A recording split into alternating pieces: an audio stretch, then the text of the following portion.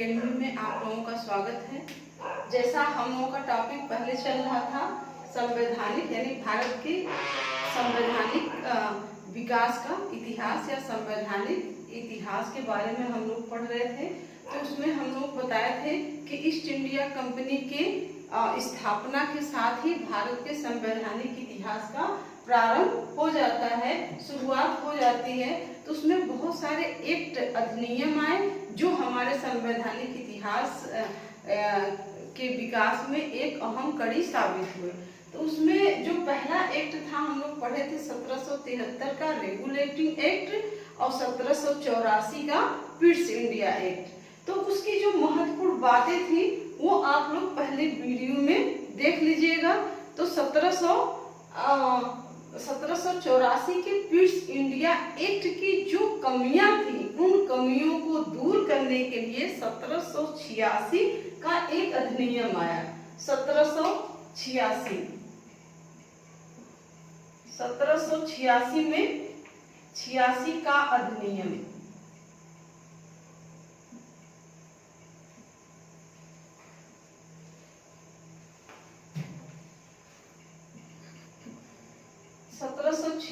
का अधिनियम देखिए, एक जैसे एक सप्लीमेंट्री की तरह था। इसको पूर्ण अधिनियम हम लोग नहीं कह सकते, एक सप्लीमेंट अधिनियम कर सकते हैं। इस अधिनियम के तहत दो महत्वपूर्ण बातें सामने आई थी। पहला, इस समय का जो वायसराय वो था गवर्नर जनरल, वो कॉर्नवालिस था। ध्यान रखिएगा, कॉर्नवालिस जो कि अमेरिका के क्रांति के समय वहां पे पराजित हुआ था। तो वो कॉर्नवालिस नहीं चाहता था कि इस तरह की गतिविधि भारत में भी मेरे साथ हो। तो वो उसके एक तरह से उसको खुश करने के लिए या उसको शक्ति प्रदान करने के लिए इस अधिनियम को लाया गया।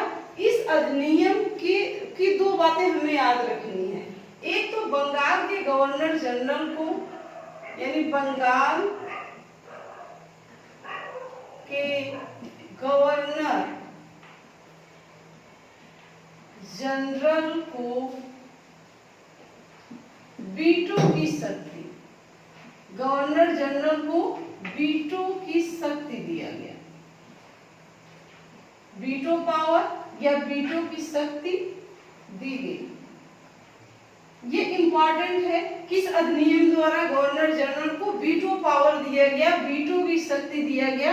तो ये 1786 के अधिनियम के द्वारा इस वीटो की शक्ति का प्रयोग करके गवर्नर जनरल की जो परिषद होती थी उस परिषद के की बातों को क्या कर सकता था, मना कर सकता था या रद्द कर सकता था। ये सबसे बड़ी विशेषता इसकी थी। दूसरी जो चीज थी, यानी इस अधिनियम द्वारा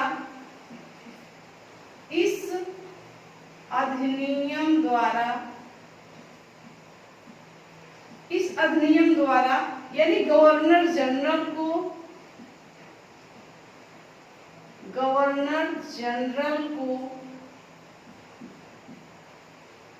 प्रधान सेनापति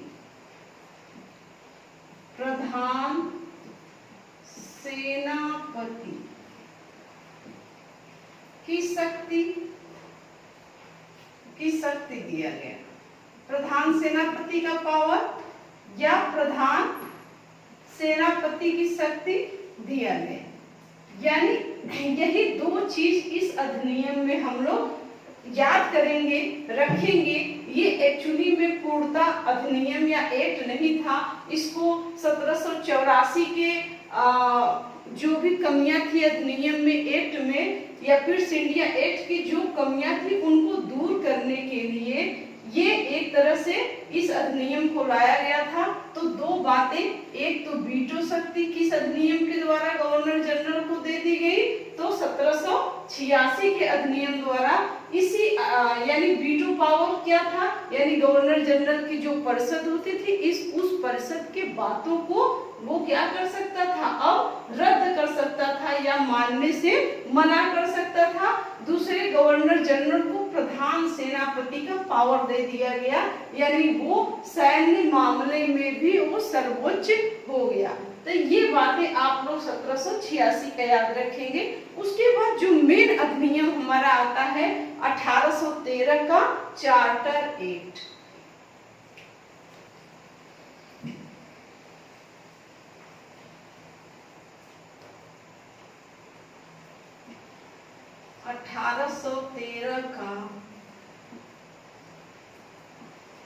चार्टर एक्ट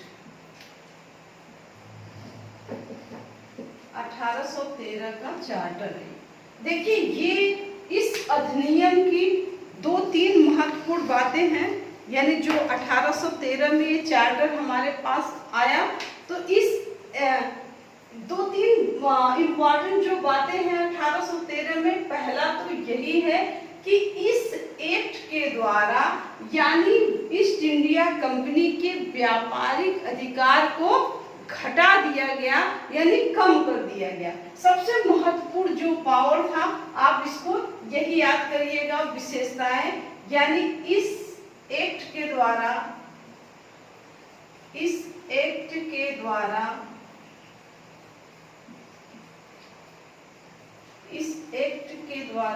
यानी कंपनी के व्यापारिक अधिकार को घटा दिया गया।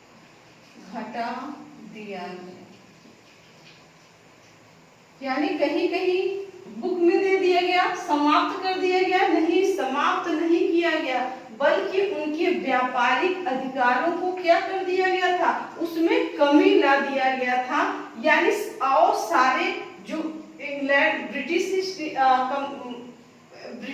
इंडिया कंपनी थी, यानी उसके ऊपर दबाव बनने लगा, और भी लोग अंग्रेजों से, ब्रिटेन से व्यापार करने के लिए भारत में आने के लिए तैयार थे। उसका बहुत दबाव ब्रिटिश संसद पे पड़ रहा था। तो इसलिए ईस्ट इंडिया कंपनी के व्यापारिक जो अधिकार था, एकाधिकार था, उन अधिकार को यानी अब क्या करना शुरू कर दिया गया, कम करना शुरू कर दिया गया। अब केवल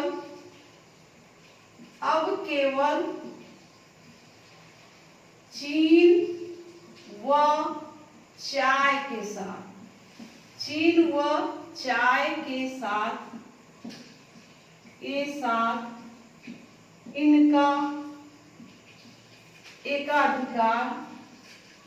इनका एकाधिकार बना रहा, जो 20 वर्षों के लिए बढ़ा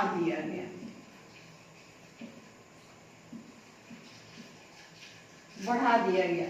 यानी इसमें यहाँ समझिएगा, चीनी नहीं, चीन और चाय, इसको ध्यान में रखिए। चीन के साथ जो भी व्यापार होगा उसका पूर्ण व्यापारिक एकाधिकार कंपनी का होगा, और जो चाय के साथ होगा वो पूरी तरह से कंपनी इस पर उनका एकाधिकार होगा, और बाकी जितने भी व्यापारिक आर्टिकल्स होंगे यानी वस्तुएं होंगी, उसमें कंपनी का कोई भी, ब्रिटेन का कोई भी सदस्य अब आकर के व्यापार कर सकता था।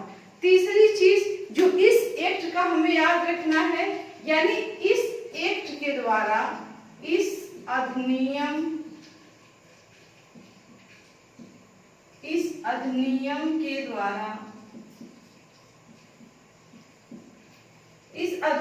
के द्वारा ईसाई मिशनरियों,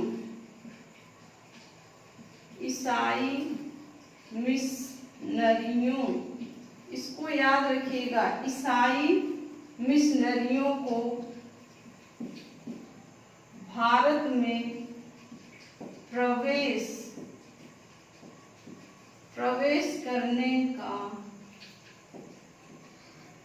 करने का अनुमति प्रदान कर दिया गया। प्रवेश करने की अनुमति प्रदान कर दिया गया।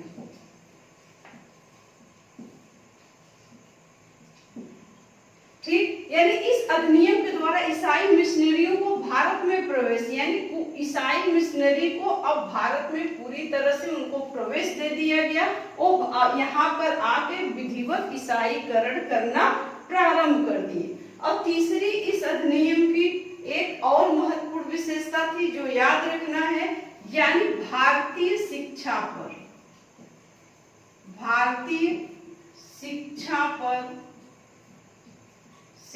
पर 1 लाख रुपए, भारतीय शिक्षा पर 1 लाख रुपए वार्षिक, 1 लाख रुपए वार्षिक खर्च करने का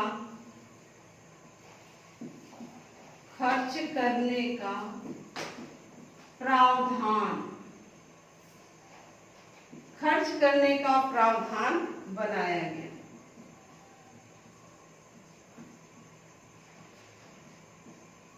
ठीक, यानी इस एक्ट की ये 3 अति महत्वपूर्ण बातें हैं जो हमें ध्यान में रखना है। यानी 1813 के चार्टर एक्ट में पहला ये एक्ट बहुत प्रेशर में था वहां के संसद पे, वहां के जो सदस्य थे या वहां की जो जनता थी बहुत दबाव बना रही थी कि हम लोगों को भी यानी एशिया में व्यापार करने की अनुमति प्रदान किया जाए। उसी दबाव के प्रभाव में ये एक्ट या अधिनियम भारत में आया।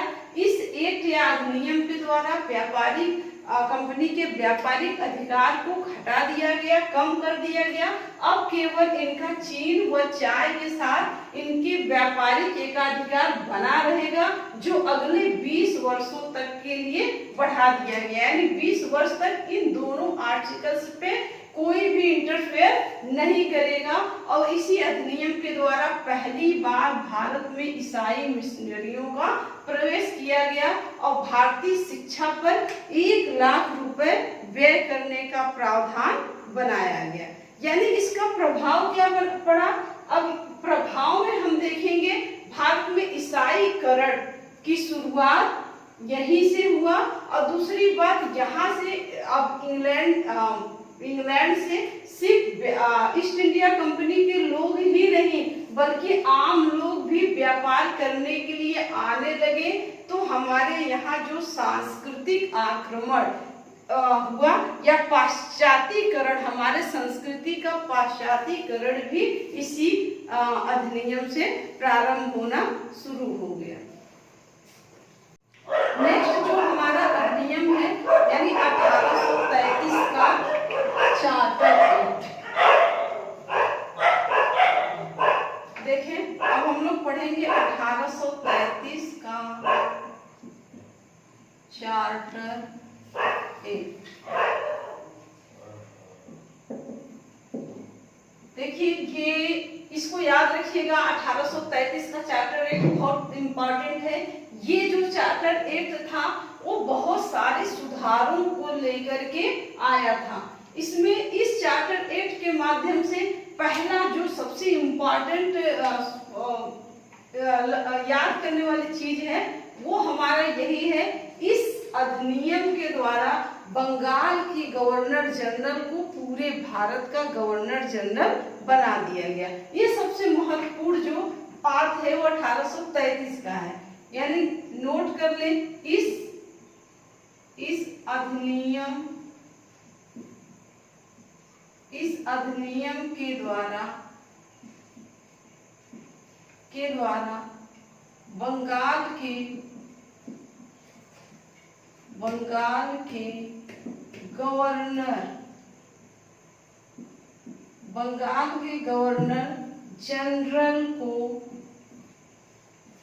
गवर्नर जनरल को पूरे भारत का गवर्नर जनरल बना दिया गया। इस अधिनियम के द्वारा यानी बंगाल के गवर्नर जनरल को पूरे भारत का गवर्नर जनरल बना दिया गया। यानी जिसके परिणाम स्वरूप लॉर्ड विलियम बेंटिक, जिसके परिणाम स्वरूप लॉर्ड विलियम बेंटिक भारत के प्रथम गवर्नर जनरल बने। ये एग्जाम में बहुत बार क्वेश्चन आता है, यहीं से हमारा कंफ्यूजन क्रिएट होता है। यानी यहाँ पे देख लीजिएगा, यदि क्वेश्चन पूछे कि बंगाल का अंतिम गवर्नर जनरल कौन था, तो अंतिम गवर्नर जनरल यानी लॉर्ड विलियम बेंटिक, ये बंगाल का अंतिम गवर्नर जनरल और भारत का प्रथम गवर्नर जनरल बना। यानी इसमें एक बार आप लोग रिपीट कर लीजिएगा, 1773 का जो रेगुलेटरी एक्ट था उसमें बंगाल के गवर्नर को बंगाल का गवर्नर जनरल बना दिया गया। तो और अगर उसमें क्वेश्चन पूछेगा बंगाल का प्रथम गवर्नर जनरल कौन था, तो आप बताएंगे कि वारेन हेस्टिंग। यदि पूछे भारत का यानी पूरे भारत का प्रथम गवर्नर जनरल या बंगाल का अंतिम गवर्नर जनरल कौन था, तो लॉर्ड विलियम बेंटिक था। यानी इसको बंगाल पूरे भारत का गवर्नर जनरल बना के इसमें सारी सैन्य और जो नागरिक शक्ति है सभी इसमें सम्मिलित कर दिया गया, इसके तहत दे दिया गया, यानी गवर्नर जनरल को दे दिया गया। यहीं पे भारत में केंद्रीकरण की प्रक्रिया का प्रारंभ होता है। यानी बंगाल का जो गवर्नर था वो पूरे भारत का गवर्नर जनरल बन गया। यानी बंगाल से वो पूरे भारत में क्या करेगा, अब शासन करेगा। यानी केंद्रीकरण की जो प्रवृत्ति है, जो प्रक्रिया है, वो इसी अधिनियम के द्वारा प्रारंभ होता है। दूसरा जो है, यानी इस अधिनियम के द्वारा से लिखिए, इसी अधिनियम के द्वारा भारत में दास प्रथा का उन्मूलन, दास प्रथा का उन्मूलन कर दिया गया और इसे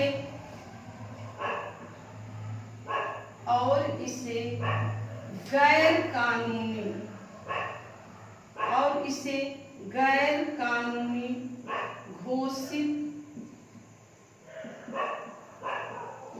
किया गया। अब यहाँ पे देखिए क्या क्वेश्चन बनता है, यानी किस अधिनियम के द्वारा दास प्रथा का अंत किया गया।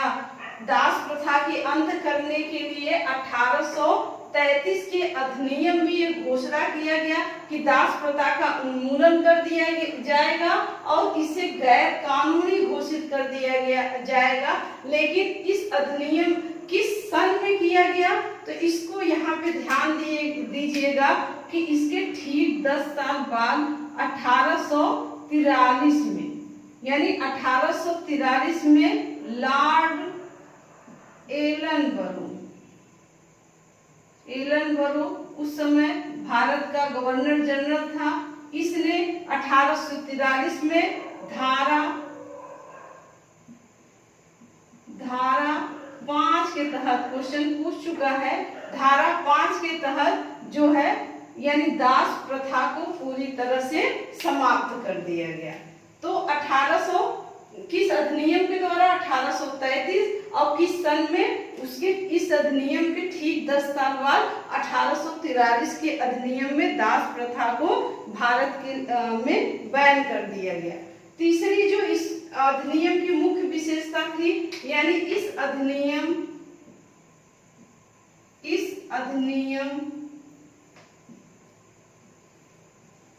के के द्वारा ही, इस अधिनियम के द्वारा ही गवर्नर जनरल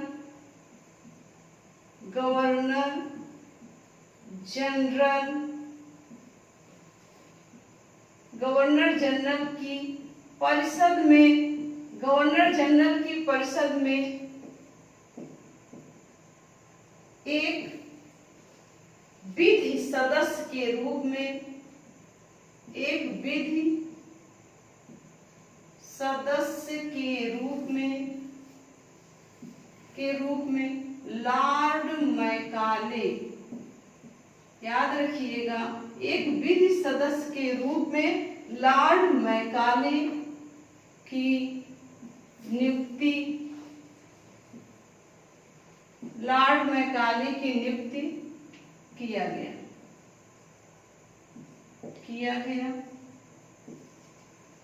यानी ये लॉर्ड मैकाले भारत में जितने विधि थे उनको संहिताबद्ध करने का काम लॉर्ड मैकाले किया।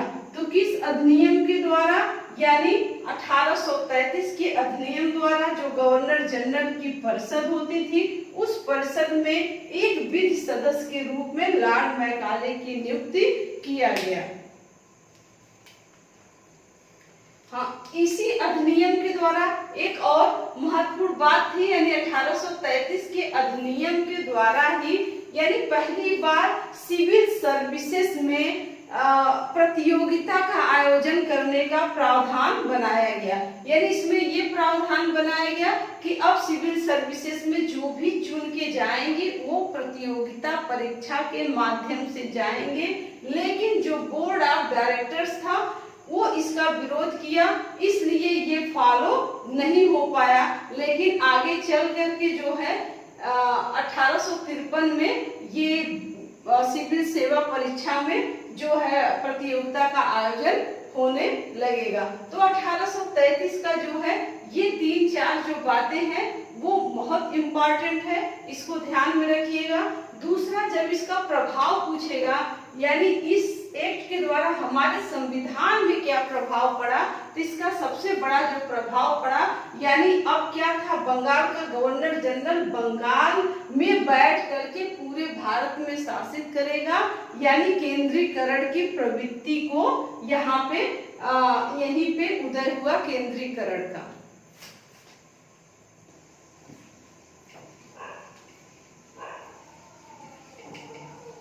देखें, नेक्स्ट जो हमारा अधिनियम है वो 1853 का चार्टर एक्ट। अब नेक्स्ट हम लोग पढ़ेंगे 1853 का चार्टर एक्ट।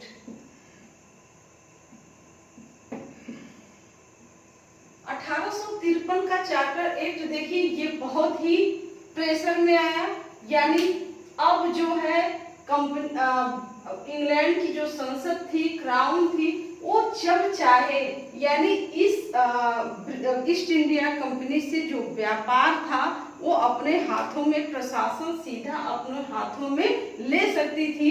इसलिए 1833 में जो उनके व्यापारिक एकाधिकार को बढ़ाने की बात थी वो बढ़ाया नहीं गया।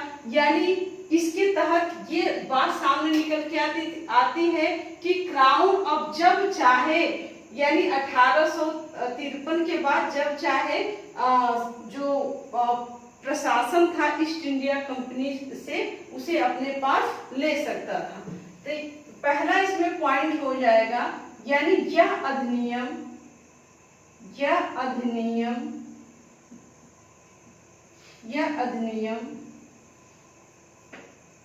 अंग्रेजों द्वारा लाया गया अंतिम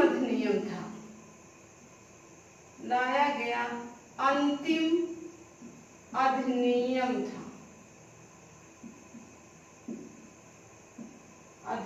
था। क्योंकि इसके बाद 1858 में क्या होता है कि जो क्राउन होती है, महारानी होती है, वो भारत का शासन सीधा अपने हाथों में ले लेती है। तो ये अधिनियम अंतिम अधिनियम था और इस अधिनियम की जो एक सबसे महत्वपूर्ण विशेषता हम कह सकते हैं वो ये था, यानी भारत में पहली बार भारत में सिविल सेवा के लिए, भारत में सिविल सेवा के लिए खुली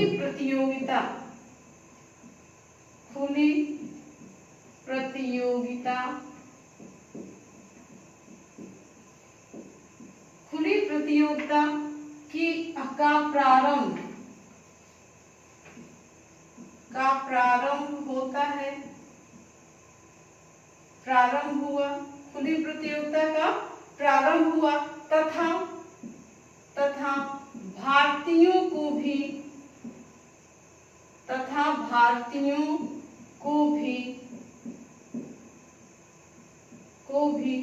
इस प्रतियोगिता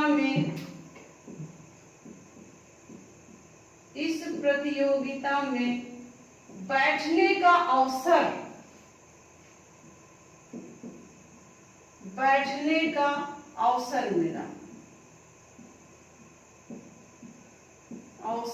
मिला। इसको ध्यान रखिएगा, यानी पहली बार सिविल सेवा परीक्षा का जो खुली प्रतियोगिता के तौर पर, अभी तो मेरिट से होता था, लेकिन खुली प्रतियोगिता पहली बार 1853 के एक्ट के तहत शुरू हुआ और भारतीयों के लिए भी इस प्रतियोगिता में शामिल होने का मौका मिला। इसकी जो एज थी वो 18 से 23 वर्ष थी और आपको पता होगा सत्येंद्रनाथ बोस पहले आईसीएस बने थे भारत से। तो दूसरी चीज यानी प्रतियोगिता का बैठने का अवसर मिला और विधि आयोग के रूप में, यानी विधि, इसके लिए एक आयोग बना, तो विधि आयोग के रूप में लॉर्ड मैकाले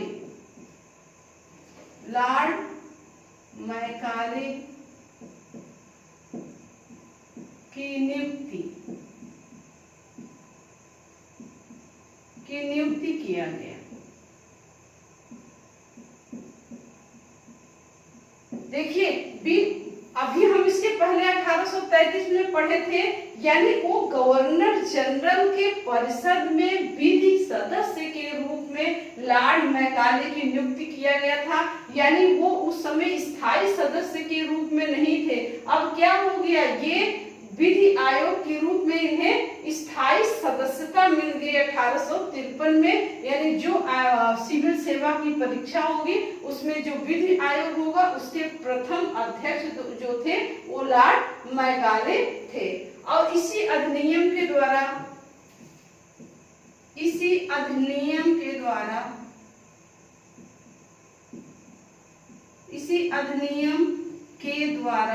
विधायी एवं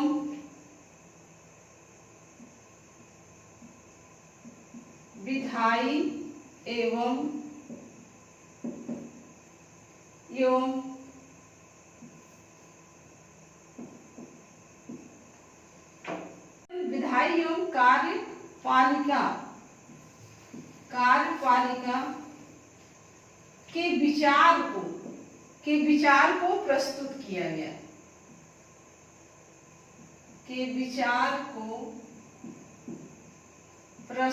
किया गया,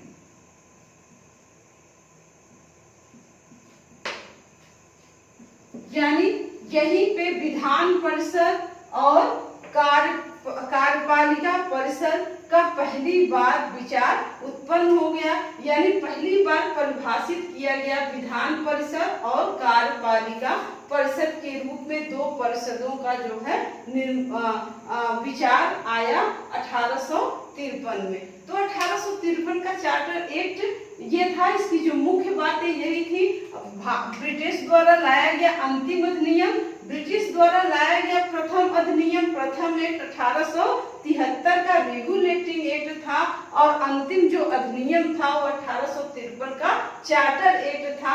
यानी इसी अधिनियम के द्वारा भारत में खुली प्रतियोगिता, सिविल परीक्षा के लिए खुली प्रतियोगिता का आयोजन किया गया और उसमें जो विधि आयोग के सदस्य अध्यक्ष के रूप में लॉर्ड मैकाले की नियुक्त किया गया और इसी अधिनियम के द्वारा विधायिका एवं कार्यपालिका के कार्यों को अलग अलग कर दिया गया, परिभाषित कर दिया गया। देखिए आप लोग इसको पढ़िएगा, अगर अच्छा लगेगा तो लाइक और शेयर करिए। नेक्स्ट जो जितने भी अधिनियम है वो अगले भाग में हम लेकर उपस्थित होंगे। तब तक जय हिंद।